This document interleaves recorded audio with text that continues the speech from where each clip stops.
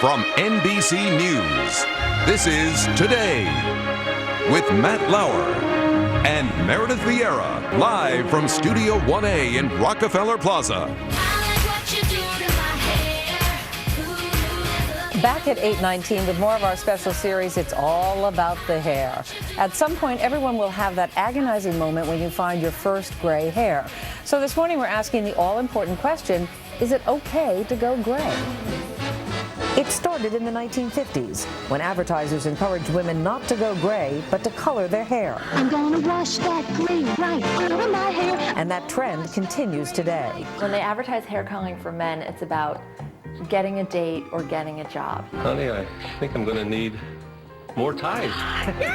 The hair color ads for women don't present any incentive. They just say, I noticed I was going gray, I better color it. And grays, they're your secret. In fact, it's not easy to find many examples of women with gray hair.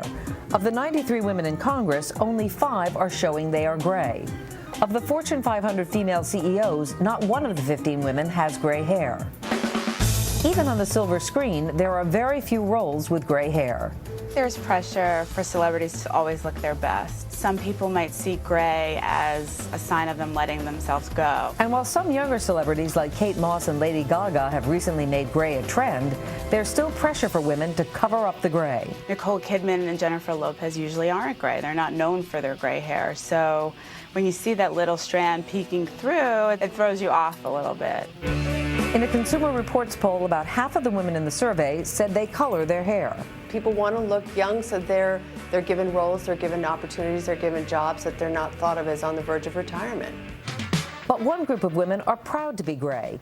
We recently sat down with the founder of the Silver Sisters Club and a few members at Rare Bar and Grill in New York City to discuss the silver dilemma. I stopped coloring my hair about 1.5 years ago. I've been gray now for almost 2 years. I stopped coloring my hair about 1.5 years ago. I've been going gray now for about 8 years, and I'm happy about it.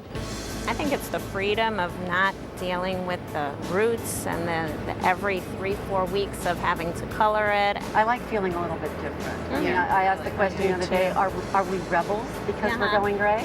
And the response was so unbelievable. There is a part of rebelliousness about it, but then also finding kind of a personal strength that you can present yourself as you are, and that feels really good. I like it because I really, for the first time, I love my hair. I love the color, I love the texture, I love everything about it. And that is, 40 years in making. To the Silver Sisters! Yes, to the Silver Sisterhood! Genevieve Monsma is the beauty editor at More Magazine. Ann Kramer is the author of the book Going Gray. And Harriet Cole is the creative director at Ebony Magazine. Good morning to you all. Good morning. Good morning. So, Genevieve, are they rebels for going gray? At this point in time, yes, they are rebels, but I think going forward we're going to see more and more women daring to go gray. It's the most popular topic on the More.com website right now. In our forum section. It is the #1 most discussed topic. Well, Ann, you were 48 when you decided, you looked at a picture of yourself and your 16-year-old daughter and you said, you know what? It's not working. It's not working. I'm going to go gray. And you did. But you also, in the process, you conducted a very interesting social experiment. You went on, I don't know if it was Match.com or what. Yeah, it was Match.com. And you put a picture of yourself with your hair dyed and then with your hair gray. This color, yeah. And what happened?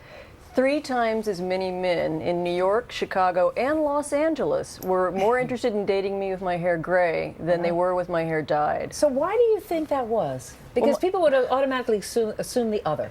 My husband jokes that they thought I would be sort of desperate, but the fact of the matter is what I really think is that it showed that perhaps there was no artifice there, that it was just I am who I am, you're getting what you see, and that would make it sort of less daunting for a date. So Harriet, why do you think so many women were afraid to go gray? Is it because we're afraid to age? Well, I mean, we live in a society that says women are supposed to stay 25. We know that that's true. Also, very few women have the beautiful gray hair that you have.